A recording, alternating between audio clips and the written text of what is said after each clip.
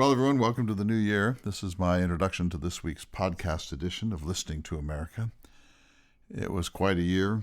I read Ulysses with a group of young friends, the hardest novel that I've ever read. This is my fourth time, and by far my most successful time. It began when someone on one of my journeys said, "Professor, why would I read Ulysses?" And the rest followed. I started my Travels with Charlie tour on April 27th and was gone for 210 days. It was an amazing adventure. You've read some parts of it on the Listening to America website and our Facebook site. I've been back now since just before Thanksgiving, and I've been working. I'm getting ready for the winter retreats at Lochsa Lodge, one on two Shakespeare plays and the other one on Walden and Edward Abbey's Desert Solitaire. I did my annual Lewis and Clark trip. I did my annual trip to Europe. This one was Literary England. It was quite a year. I got to hike to the confluence of the Green and Colorado rivers with my friends Dennis and Susan in Utah. I saw Arches National Park for the first time in 20 years and Canyonlands for the first time in 25. I traveled Route 66. My pickup groaned its way over to Tehachapi Pass. I saw old friends and new along the trail. I made friends along the trail. Life-changing experiences have occurred, and this is just year one, the shakedown year, getting to know how to do all the things, all the deliverables, as we like to say. And now begins 2025, and this will be an even bigger year, and the subject will be the Lewis and Clark expedition. So this week, David Horton is the host, and we talk about two things, AI and quantum computing. And I know a little bit about AI and nothing about quantum computing, so this was an introduction for me and for everybody else. This is the brave new world that's coming, like it or not. David knows a lot about this. His role at Radford University is along the lines of tech. They have a program on the future of knowledge as seen through the digital process and the quantum digital process. So that's the nature of this program. It's always fun to have conversations with him, and we do talk a little bit about the implications for higher education at the end of this program. So contribute to us if you can. We're creating a new friends group. It won't be called the 1776 Club. There will be a number of levels for you to subscribe. There will be extra content for everybody who becomes a friend of Listening to America. That'll be coming within weeks here. We have changes we're making to the website. I'm trying to streamline and up the amount of the number of posts that I make as the new year unfolds.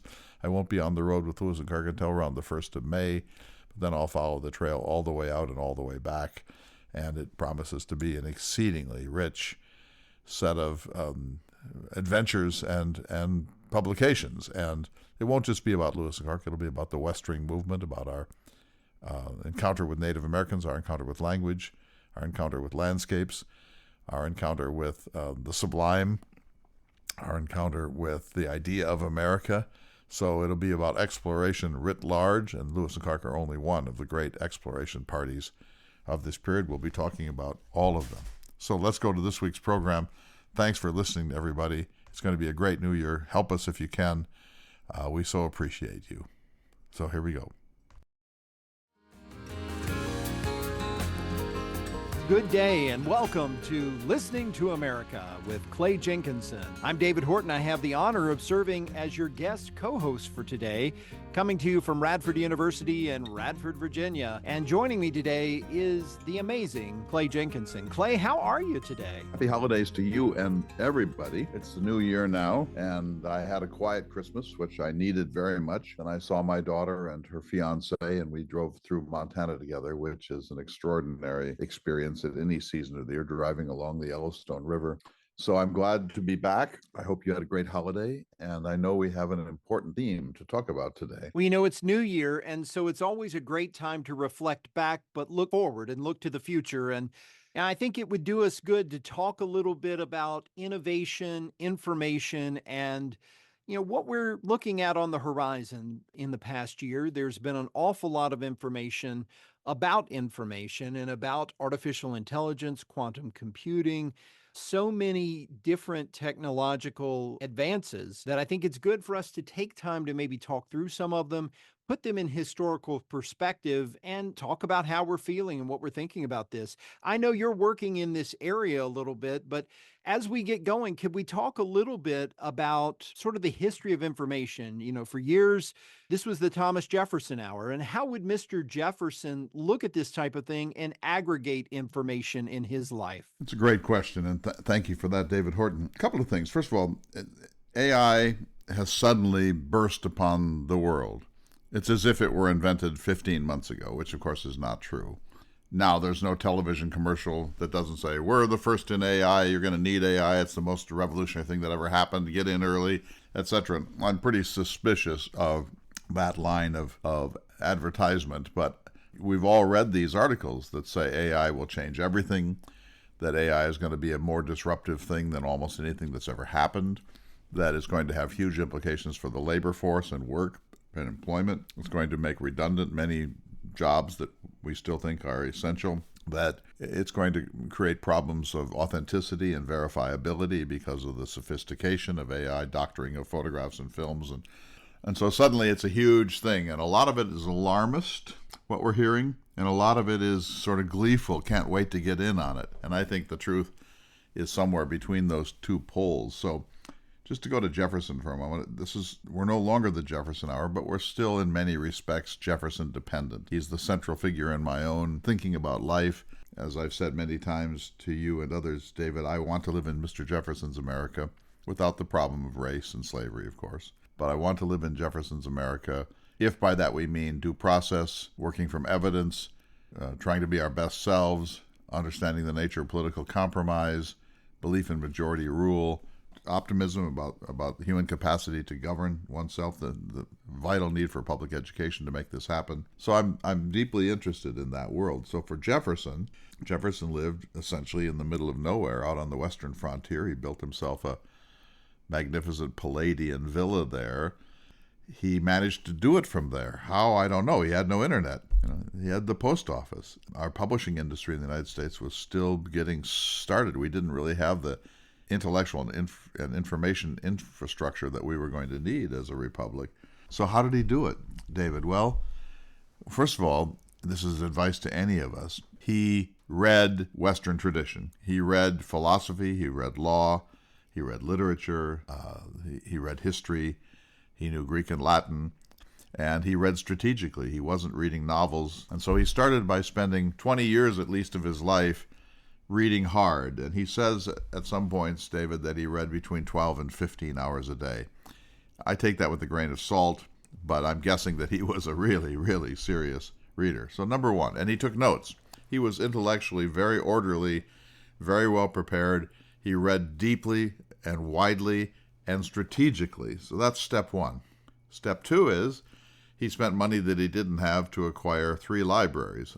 Mostly his library was reference works or books about something from a very focused point of view. So a book about the origins of feudalism, or a book about the fall of the Roman Republic. So he chose books that were strategically useful for him. He was basically a data collection machine all of his life, and he surrounded himself with these books because he couldn't get this information in any other way. And he wasn't in a place with great bookshops. In fact, to get a book at Monticello was a hassle. He had standing orders at bookshops in Philadelphia and in Europe and so on, but this was very expensive, very cumbersome, very difficult, hard to browse, hard to know what you're even looking for at this time.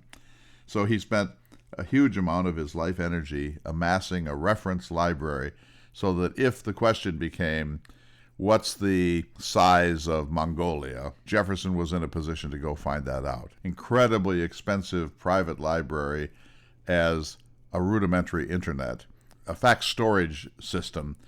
He also read for perspective and for great writers and so on, but his basic interest was gathering information. And so think of how difficult, cumbersome, inefficient, and expensive that was compared to what we have even before the coming of AI. Just the internet alone, the Gutenberg project of scanning most books, ebooks. I can now get almost everything that I want electronically if I want it. That wasn't true 15 years ago. That wasn't even true 10 years ago. So the whole purpose for Jefferson was to gather information and to sort it and then to make some conclusions based upon it, and then to turn that into public policy if he could. So this is a noble enterprise, and he was just the person to do this. But I think if he were alive in our time, he would be astonished by how much access to information is available in a phone while you're sitting at a baseball game, or while you're in the Grand Canyon, or while you're on top of the Space Needle in Seattle, or that would be absolutely unimaginable and incalculable to someone like Thomas Jefferson living in 1743 and 1826. So that's a little bit of the background of why this revolution is so important. I think it's an embarrassment of riches with the information we have available. A couple things I'd like to point out too. One thing that's a little bit different about Jefferson's era versus today and some of the information that's available. I won't get to the quality of the editorial process, but there was an editorial process to publish a book, a volume of books, things along that line. You typically had someone who researched it, who put it together, who then went through an editorial process and made sure that that information was generally considered accurate. Today, of course, with a lot of electronic information, Wikipedia, Googling, things along that line, it's edited by folks who don't necessarily have that training and don't have that experience or the resources to confirm that that information's accurate. So it puts a little bit more on us as the end user to think critically, to evaluate, to be able to determine. But I think it's fascinating, and I've had the pleasure of seeing what the Library of Congress has as a display of Jefferson's library, different books on different topics to be able to just become well educated in those areas, and how literally we can pull it up on our phones or our computers or have a discussion with a world-renowned expert online, where that just wasn't possible during Jefferson's era. But I'd like to talk a little bit more about how that influenced the Age of Enlightenment, how that influenced Jefferson's time as a founding father and as the author of the Declaration and some of those things as well. Without his library, how would that have been possible? Well, it wouldn't have been. I mean, without his reading. So, there was no television, there was no radio, there was no internet. So it's amazing that it worked at all, and it's even more amazing that it worked in the middle of nowhere at Monticello, which was so far from anything. So there's almost no book that I might want to read tonight that I can't get tonight, at least in e-form. And so this is a revolution. It's on us now, because you can't say you're not in a position to know what's going on in Congress. You can't say you're not in a position to know how many dollars were spent on the 2024 presidential campaign. Now you're in a position to know almost everything. And as to filtering, I'm fascinated by this, David, because, even 20 years ago, if you got angry about snow removal in Radford during the one day per year there's a blizzard, you'd write a letter to the editor, and then the editor would call you and say, David, I can't print this as you've written it. All this name calling, and I mean, come on. If you tone this down and shorten it to 200 words, I can probably print it. So there was that vetting process. There was always a filtering system, peer review of scientific articles, peer review of major books for publishers, and articles in the humanities. And then suddenly comes the internet and the digitization of culture, this revolution. And now everybody can publish, and everybody can publish without any filtering. And so if I decide that the Holocaust didn't happen, and publish and create a site for that, which I could do by midnight, and put in some doctored photographs and some crazy misquotations or quoting out of context, I could then appear to be reputable when I'm full of beans, and it could be toxic, the things that I'm trying to declare. So the loss of this cuts two ways, I think. On the one hand, it is a loss because any knucklehead can now publish anything, and we're watching the great proliferation of conspiracy theories and attacks on personalities and so on. On the other hand, it's more democratic than ever before. If the principle of the Enlightenment is that it's a free marketplace of ideas and we just got to go in and sort it out, but that everyone has a right to say what they please, the technology finally caught up with that concept, and we'll see if we still like the First Amendment when everybody gets to publish, because the fact is that 95% of everyone who publishes on the internet doesn't really have the rigor to base it in evidence, to weigh arguments, to avoid ad hominem, to do things in a responsible way. And if that's the case, that puts enormous pressure on the user to be able to discern good sense from nonsense and truth from error and responsible discourse from blasphemy. And we're living in a breathtaking time, but I like to emphasize the positive. If you take Andy Weir, for example, a perfect example of this, who wrote The Martian, great book, even better movie, couldn't get it published it on Amazon, now is a gazillionaire and has book contracts in every direction. The people decided, the publishers didn't want to publish that book. The people decided they liked that story, and that story then became a blockbuster cultural event in American life. And this is happening in music, it's happening in film. And so I think on the whole, we have to be very happy with this development. 100%, my friend. And we'll come back to more of that as we talk about technology, the democratization of information and entertainment, communication, and all those pieces. But right now we have to take a quick break. When we return, more on technology, quantum computing, artificial intelligence. This is Listening to America.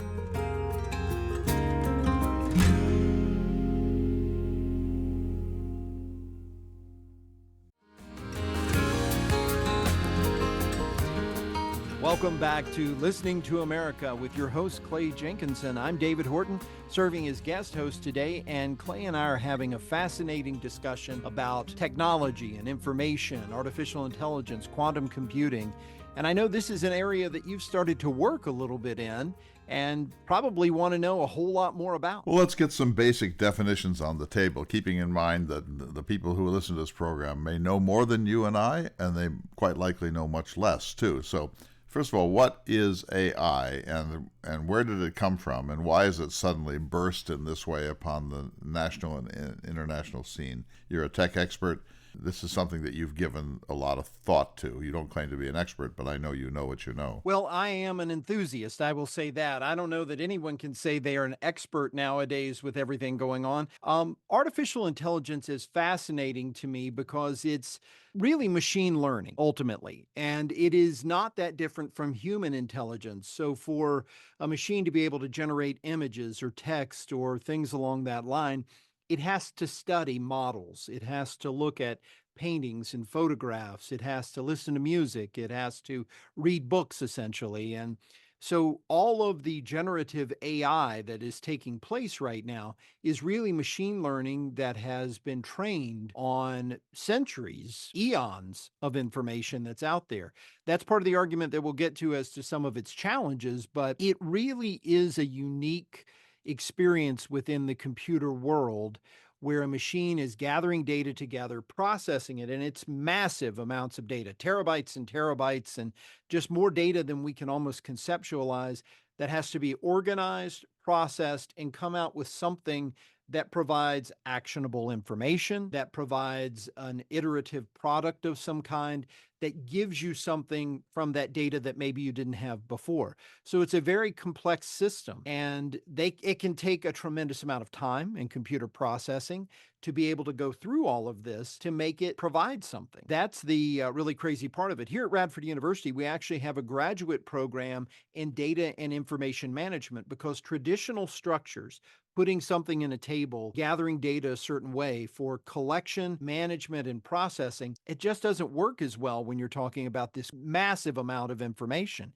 And so we have students and faculty that are constantly working to come up with new systems to be able to gather and process data and then turn it into something that makes a difference, whether it is something iterative or it's something actionable. So let me ask a follow-up question based upon that. And tell me if I'm wrong. I see AI as sort of Google on triple steroids. In other words, it's a gathering system, and it doesn't think in the way that you might think about what's the meaning of Hamlet, but it can gather data and it can search really deeply and forever. Whatever's out there, it can go find. So how is it different from just a super Google browser? And why did it burst upon the scene in the last 3 or 4 years? So there have been a number of advances in the last 3 or 4 years in terms of the algorithms used, in terms of the way it processes the data. So it is kind of like a super Google, but it's actually much more than that. Google is designed to scrape the internet and kind of give you an output based on what you searched for, help you along that line. This is much more the next step. So it's very much like if you were to read a book and then you process it and you use your information that's in your mind to tell me about it in a way that I understand it, or to use that to create something new. So there is an element of creation as a part of this, and it starts to get into what is thought, what is intelligence. I would say the best way I can describe artificial intelligence is really a process to go through as opposed to a simple product. I think the biggest thing that's different is the quantity of data. Google will scrape a whole lot of stuff, and it is very effective, or any search engine is very effective. It's based on the algorithm, the programming that a computer scientist has put into it. But artificial intelligence is much bigger. You take that and you multiply it times 10, times 100, times 1,000, and it's pulling together a lot more data. The best example I can give of the way some of this works is a coast-to-coast airline flight. There's so much data generated from the time that plane is fired up and heads to the airport to be able to pick you up. You get on the plane. There's the boarding process. There's the takeoff process. There's the actual flight. There's the landing process and the disembarking process. Each one of those systems generates a tremendous amount of information that, if processed properly, could be used to find patterns, could be used to find anomalies, could be used to find challenges, and it then could help the airlines make better decisions about how to run their entire operation, whether it's the route of the plane at a particular time of day based on the weather conditions that are presented, or the way they load and unload a plane. So it's a lot more than just the simple search. It's the processing that takes place and the output that you get that is much more sophisticated, much more predictive, and much more useful in a lot of ways. So in other words, you can fill that plane and you can help determine how many gallons of fuel to put in it and whether 32,000 feet is better for fuel efficiency than 39,000 feet. But so far, you can't control the experience of what it's like to be on that plane. And since computing came, forget AI, they're so good at filling every flight.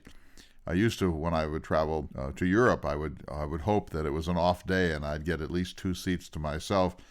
That's no longer the case. So yes, it's more efficient, but efficiency is not necessarily happiness, is it? Well, it depends on the outcome you're looking for.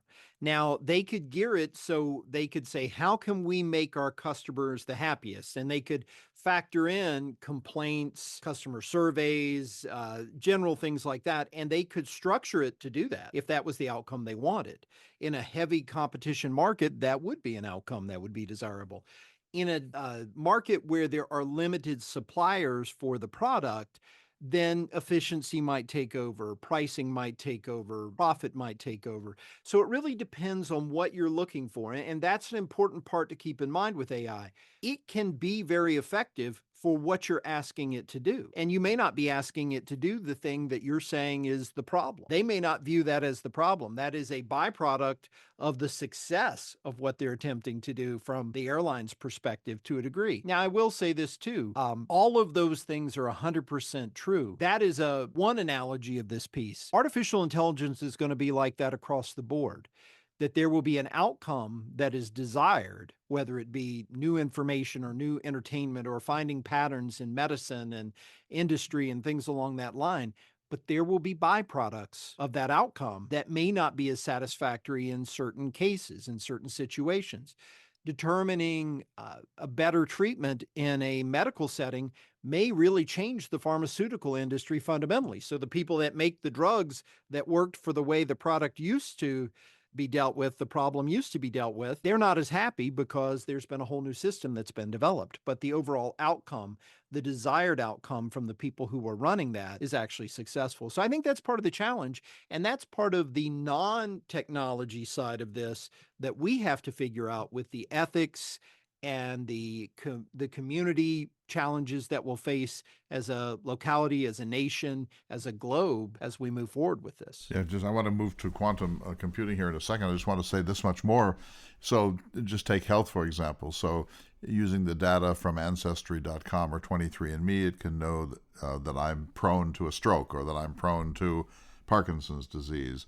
It will know that it'll factor my age, my weight, and then some company will micro-create a pill for me that is different from your pill.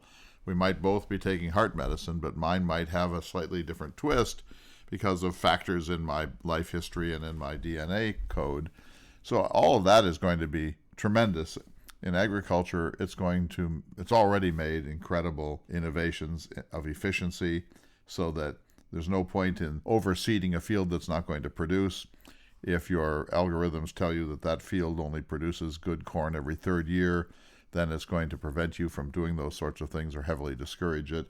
It's going to know that maybe where the little marsh is, you only plant some seeds, but where the dry land is, you plant many more. So we're going to be yielding to artificial intelligence a lot of at least the database upon which we make our decisions, and to a certain degree we're going to be yielding our decisions in these areas to these machines, and that can be scary for people. It absolutely can be scary. And I'll offer this thought. I don't see AI as a replacement for humans in those situations. I see it as a tool. Very much like you might Google something, but then you have to decide how you're going to use that information, how you're going to process it, and what spin you might put on it, how you might use it in your decision-making process. I think the points you're getting to are absolutely right. Healthcare, for example, finding patterns, which AI is really good at, where humans may not see those micro patterns with these terabytes and terabytes of data. Finding patterns could allow for the tiniest adjustments decades before something would become a problem. Dealing with a cancer decades before it would actually form into any kind of real true cancer cell cluster or tumors could potentially be a cure for that disease. There's so many things that I think will be helpful with that. And we've had elements of this. So if you have a wonderful diagnostician who you go to see as a doctor, they have this basis of information that helps them project out and say, this is why I think you have these issues, and this is the best solution for those things. Imagine if that doctor had the tools to also rely on, not to replace them, but to rely on to be able to provide you with better health care, to be able to provide you with better outcomes. But the word outcome is something I don't want us to forget, because the political process, the intellectual process that we as humans will have to determine is what outcomes do we want and at what cost? Because just like improving farming, we could solve world hunger. We could completely feed the planet if we so desired, if that was an outcome. But it could also come at a cost of smaller farms not being able to compete because the mega farms are so efficient that they get their costs down so low that it no longer becomes effective for a small farmer to participate in the market.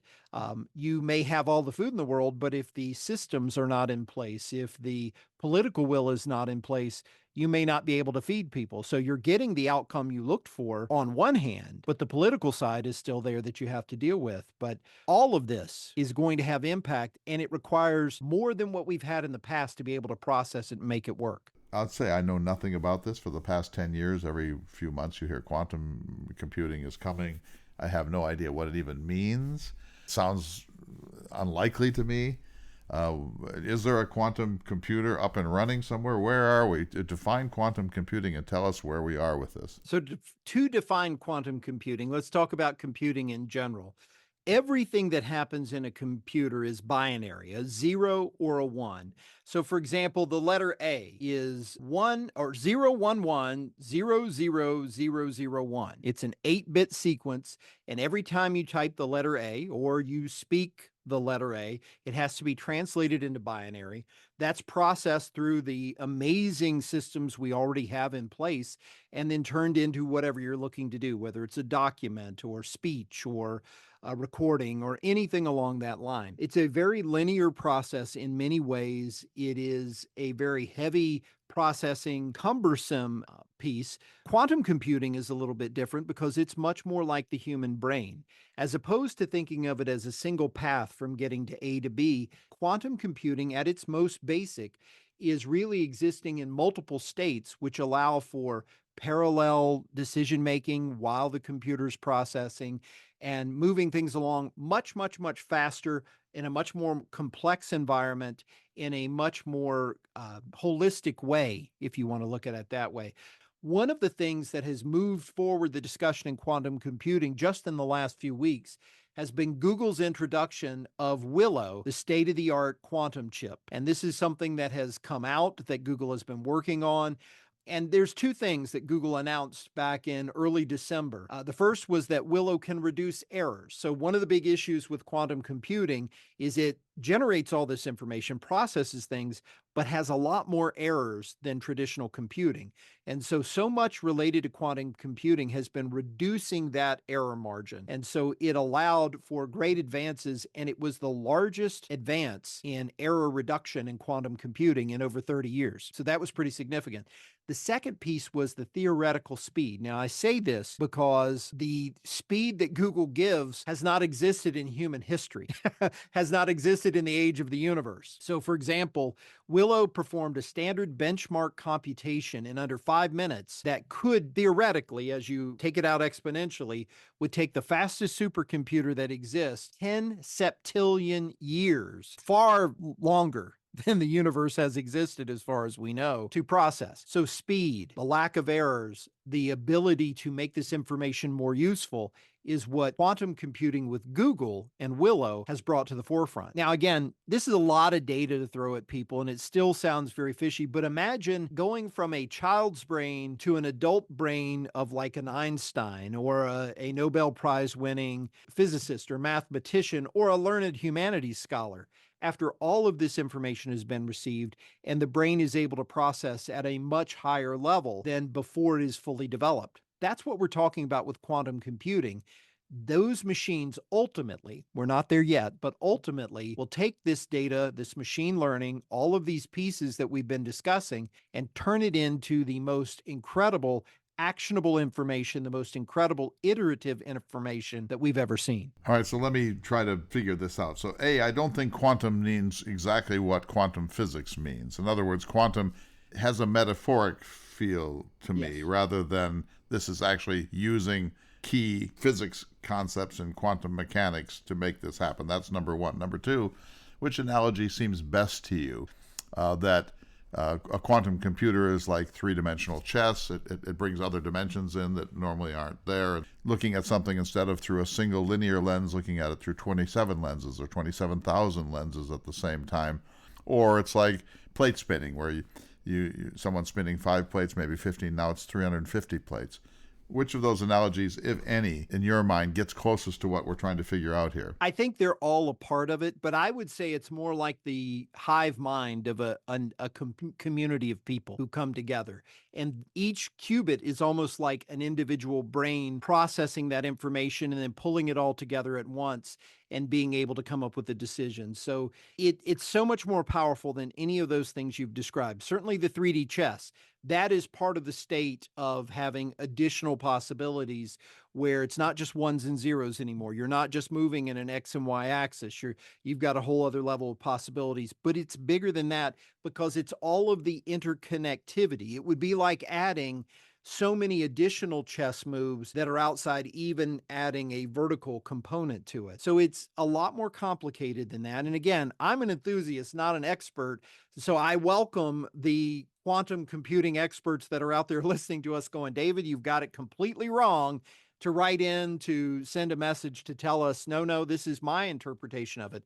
But the way I have seen it through the research that I've done and the information that I've received is that it is all of the other interconnections that are taking place that provide additional enlightenment, that is the multiple pathways that ultimately connect the same two pieces of information or the same 1,000 pieces of information that then provide additional information. All right, so here's a question that seems very practical to me. How's this going to affect my life? So how do I use a computer? I write emails. I do texts, balance my checkbook. I watch movies. I file my photographs. How will this extremely expensive system add anything to my life that's not already there? So that's a massive subject in itself. But I'll just say this. Quantum computing is a mechanism for making things like artificial intelligence happen. It is a mechanism for problem solving. So once quantum computers are really developed at a much higher level, and we are sort of at the earliest infancy of quantum computing, much as if you go back to some of the earliest computer systems that exist that filled rooms with what you can do with your phone today. That's kind of where we are with quantum computing. As that develops, you will have smaller and smaller, more efficient devices that can provide you with the kind of information very, very rapidly that solve problems. And quantum computing, working on quantum computing, will help us to get there. Now, that's a lot to unpack, so let's do this. Let's take a quick break right now, and when we return, we will talk about more of the impact on your daily life and the future in this edition of Listening to America.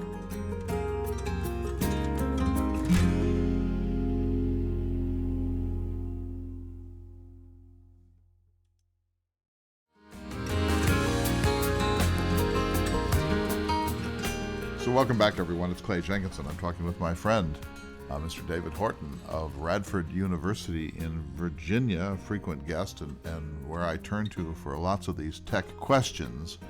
So again, how does this affect the average human being? I imagine it can take pi out to the nth dimension. I imagine that it can coordinate cruise ships and cargo and how about Elon Musk being able to land a rocket precisely on a bullseye on top of a carrier in the Atlantic Ocean? That could never have been done with the slide rules of NASA in 1972. So I get what this can do. I get what computing can do when it's at its best. But how is quantum computing going to make the life of anyone listening different from what it already is? Well, let's talk about that for a minute. Everything you just described that is happening exists with our current computing systems. And so people would say, what we have is wonderful. And there are those folks who argue that further advances in traditional supercomputers is still the more practical way to go.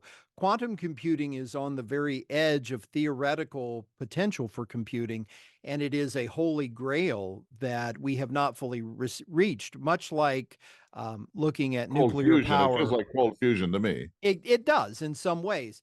I think the biggest difference is we're further along. Proof of concept is further along with quantum computing, in my opinion. Now, I'm sure a nuclear physicist would probably tell me otherwise than cold fusion is. But both of those things, if they come to their fullest potential, will completely change the way we think about it. So let's use the nuclear fusion example. When that happens, the concept of energy as we currently think about it will not really apply any longer. There will be no scarcity at that point. And so energy will almost be infinite in some extent. When quantum computing comes along, the speed at which we can solve problems, the speed at which we can address some of these things will be so much different from today. It will fundamentally revolutionize every single thing we do. So we already talked a little bit about medicine, and while computers today, and while there is some artificial intelligence and machine learning being used in healthcare, it is at the dawn of that day. With quantum computing, your personal healthcare with a cheek swab or a small sample of cells could be developed so rapidly that your entire existence could change in a positive way with just very little small things happening. And the artificial intelligence that is a part of that would help you to determine all of those things that could change your life. We already addressed that a little bit of how medicine could be personalized, how treatments could take place many years in advance. Let's move on to other things with that, though. Material science. So one of the pieces is we currently have a lot of the same materials we've had for decades, if not centuries or eons: steel and iron, even the plastics that come from the petroleum industry. Those wonderful things could be developed into newer and newer materials that could completely revolutionize the way we dress, the way we build, the way we deal with the environment around us. And again, I'll liken it to the energy piece. It could be so transformative that the use of petrochemicals might not even be in the picture. And so this whole piece of environmental change and things along those lines may not be an issue whatsoever. That is really one of the sciences that is going to heavily utilize artificial intelligence because it could fundamentally change every single thing you interact with. I'll ask you and our listeners to look around and look at everything in the room around them and imagine if all of that was revolutionized with new materials, new products, new opportunities that were lighter, cheaper, faster, stronger, everything you can possibly imagine. Moving from that to climate change, for example, that is one of the most challenging areas for computers to deal with because there's so much information, so many variables, so many possibilities. Again, going back to our friends at Google, they just came out with a new statement about a forecasting tool that they've been training on artificial intelligence for the past 40 years worth of data on climate, on weather patterns, and it is the most accurate 15-day forecast that has ever existed so far. Now, again, all very new, has not been thoroughly tested, but in its state appears on its face to be transformative in being able to tell you what will happen 2 weeks from now. Now, you may say 2 weeks from now, that's not that big a deal. But right now, even though we have 10 and 14-day forecasts, you can really rely on about a 48 to 72-hour window of being fairly close to knowing pretty much what's going to happen, particularly with severe weather. So imagine if 15 days out, you could know that all of these conditions are going to lead to a hurricane coming through a certain area, to lead to something that could be very deadly to people coming through their neighborhood. It could change the health and safety of so many people. It could change the way we deal with those type of problems. But all of these pieces require so much data. All of it requires so much processing. And the length of time it takes you to get answers, sometimes it's not practical because by the time you've gotten an answer, too much time has elapsed to be able to make it effective. That's where quantum computing will make a difference. The speed, the thoroughness, the amount of data that it's utilizing, and it will fundamentally, there's thousands more ways that it will address it. Well, I want to sound a little bit like Yuval Harari for a moment, and to offer an optimism that I don't fully share. But humans could achieve a very ancient dream of living lives of complete leisure, that robots could do almost everything, could farm, could fish, could manufacture foods, create hydroponics. There's almost no end to what can be done. And I remember, and I'm sure you do too, in my young life when people said to me with great anger, no computer will ever beat a chess master. Well, duh. And then it was, no computer will ever do X, no computer will ever write journalism, no computer will ever write obituaries, no computer will ever. And every time that someone puts a line in the sand and says, well, computers are amazing things, but they can't do this, they're proved to be wrong. And so I think that the chance is that everything, essentially everything, can be done. I've asked Chat GPT to make sonnets and poems for me, and they're pretty darn good. So, okay, this is coming, and there's no stopping it. There's absolutely, our civilization shows no desire to slow this down, to regulate it, to stop it. It may not be able to, but it's coming. Whether you like it or not, it's going to involve everything that we are and that we do and all that we ingest. And it's going to become, in my daughter's lifetime and in her daughter's lifetime, so much more powerful and central to life that we're going to take it for granted. Here's where my hope comes. Take global climate change. We know we're in a terrible fix here. So what computers can do, especially at this level, David, is do modeling. What if we shut down 1 out of every 7 coal-fired power plants? Play that out for 20 years. What if we had automatic cars so that there were no traffic jams on the LA freeway? How would that play out in 20 years? What if we put up a sunscreen between us and the sun? In other words, you can model things with great predictability and accuracy using supercomputers that you couldn't possibly do sitting with a slide rule or sitting with traditional mathematics. And so is it possible that we will techno-fix everything? Because if you look at how to fix something like global climate change, there are so many areas that you could begin with, but probably we can do it if we really want to, starting with efficiency of tires on freeways and efficiency of the fuel in jet airplanes. Don't you think that this does offer us not necessarily a 100% techno fix, but closer to a techno fix than ever before in human history? That's actually what I'm most excited about. So here's the piece that people don't really think about with quantum computing being a tool to help us get more artificial intelligence moved forward.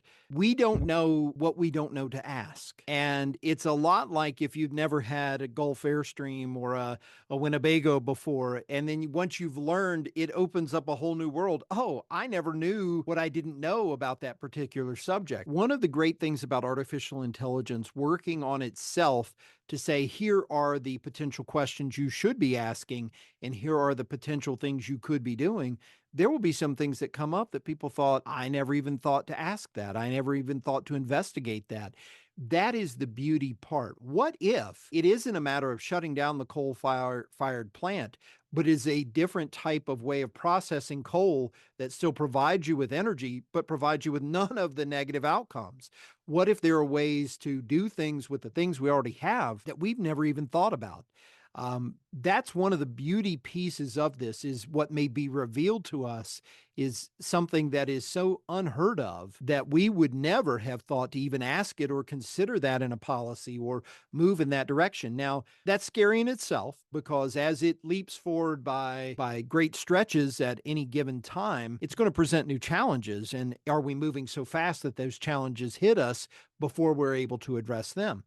But I think that's the question that we don't know is what will this ask us? What will this present us that we don't even understand today to begin to think about? But I'm curious to know more about how you have utilized Chat GPT and how it has impacted your life already. Well, remember, first of all, back in the year 2000, if I wanted to know something about Jefferson and his interest in Bordeaux wines, I would type in Jefferson plus wine plus Bordeaux plus 1787, and the response might be, I don't understand this, try again. And then Google came along and the other servers, the other browsers, and they revolutionized it. And today we take for granted that if I just type in, what was the episode of Frasier in which he and Niles open a restaurant? I know I can type anything I want. If I even get reasonably within the zone, it's going to find out what I need because it's already been programmed to hear things that in my question that I couldn't formulate any better than I did. So that's already absolutely amazing. And anyone old enough to remember that era knows how frustrating it used to be to try to ask the right question of a browser. And it gets better every day. And they're all talking to each other. And because of that, the amount of information that's available is exponentially larger than it would have been, say, in 1995. So I remember all of that. Then when AI came along, I signed up for the lowest level of Chat GPT, free.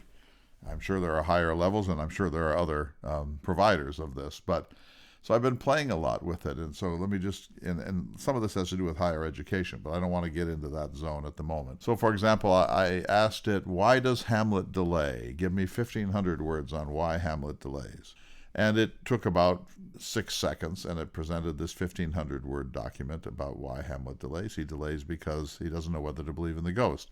He delays because he's a human being and he doesn't want to take justice in his own hand. He delays because he's unsure that he can even get to the king through his security teams. Anyway, it laid out 5 or 6 arguments of why Hamlet delays that were first rate. That if this were an essay, it would have gotten a B+ in any university in America. It was better than my students were able to do. If I said, write an essay on why Hamlet delays, they would struggle around with it and they'd come up with something, but it wouldn't be this good. Now, it might be more sophisticated, it might be deeper, it might be more nuanced, it might be richer, it might be better written, it might be theirs, but ChatGPT wrote this essay. So then I said, in a second essay, I said, make the case for blaming Jefferson on the issue of race and slavery. And within seconds, it produced this excellent argument that he's a fundamental hypocrite. He said one thing and did another. Other people around his time were freeing some of their enslaved people, and on and on and on. It made the case, and it ended with Sally Hemings, and it was comprehensive. And again, it would get a B+ or better at any university in America. Then I said, defend Jefferson against the problems of race and slavery, and it produced a very solid, respectable, comprehensive answer to this question. So now when I need something fast, I go to ChatGPT and say, tell me, give me a timeline of when Charles Dickens published his 15 novels. Bang. Whereas if you Google that, that's going to be a bit harder. So it's an amazing tool, and I have level 0. I'm not paying the $300 a month or whatever it might be to get super Chat GPT, and again, I know that it's just like one. It's like a Kodak camera as opposed to a Leica camera, as opposed to a Canon camera, as opposed to a Panasonic camera. We're going to be proliferated with these sites. It does raise enormous problems for higher ed. Who will ever read Hamlet again is a good question. I've also asked it to write poems. So I say, write a sonnet to David Horton, based on our Christmas program. Now I know some of your Christmas habits. Write a sonnet to David Horton, and it will. And those sonnets scan, they're good poetry. They're good verse. They're not necessarily good poetry. But again, we're just in the very beginnings of all of this. These are things that can't be done with machine efficiencies and still matter to the development of the human spirit. And I do think that I'm already lazier than I used to be because I have Wikipedia and I have AI, and we're going to get infinitely lazier as we move forward. And so we're going to have a change in our desire about how we form ourselves, because it's going to be too simple not to do that hard work. And I think you're right, but I think it's also the fact that we're going to be freed of some of the things that have been the shackles on us in history, and it will allow us to do even more with things that we never even considered. That it will allow us gateways into new bits of information and possibilities that we've never considered. It's all things. It's good and bad. It's the best and the worst. So I think what will happen is this discussion will continue. And over the next few years, we're going to see advances and changes, and we'll have to evaluate how we feel about that. And then we're going to see where we go from there. And I think it's great here on this program for us to continue having that discussion, encouraging our listeners to participate and join us in talking about this. How do you feel about it? It is really no different than us having this discussion, someone listening to it and maybe being inspired, even though we've shared a lot of information and given a lot of basics instead of them looking it up or taking a class on it themselves. But perhaps they're inspired to go down different pathways because of it. Perhaps they're inspired to think of it differently because we have this discussion today. Well, I would urge everyone who's listening, if you already haven't done it, to get a Chat GPT account. It's the simplest thing in the world, and to play with it. Because the minute you play with it, you're going to have two reactions. One is, oh my goodness, this is like the greatest tool ever. Like, unbelievable what you can make this thing do for you effortlessly and instantaneously. That's number one, just to fall in love with it. And then number two, the implications of this are going to rock higher ed. They're going to rock the music industry. They're going to rock film. They're going to rock copyright. It's going to create a Soviet sort of 1984 Orwellian problems of what is true and what has been manipulated. This is going to be every bit as challenging as it is breathtakingly interesting. And I think if everyone will just go try that, I think you'll have a sense of what a tool this is going to be. And I think the most important thing, David, is there's no point in turning away. It's already here, and it's going to become, I think, the central dynamic. As I close, I would say this. Gutenberg was important. We talk about the Gutenberg Revolution. Of course, you can't even think about the Enlightenment without it. The internet was more important.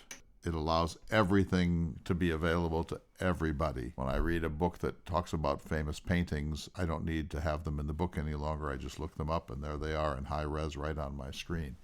I think these things are amazing, but I also think that they are going to force us to ask some very hard questions about what culture is, what individuality is, what intellectual property is, what privacy protections there can be, and how much we surrender our lives to systems that we don't finally understand. If I walked away from this discussion and someone said this afternoon, what is quantum computing? I would still struggle to try to provide a definition. And one last thing, I remember I was with my friend Mike Jacobs the other day, and we talked about a mutual friend named Dan Prince, and I was in Minneapolis, Minnesota in 1976 or so.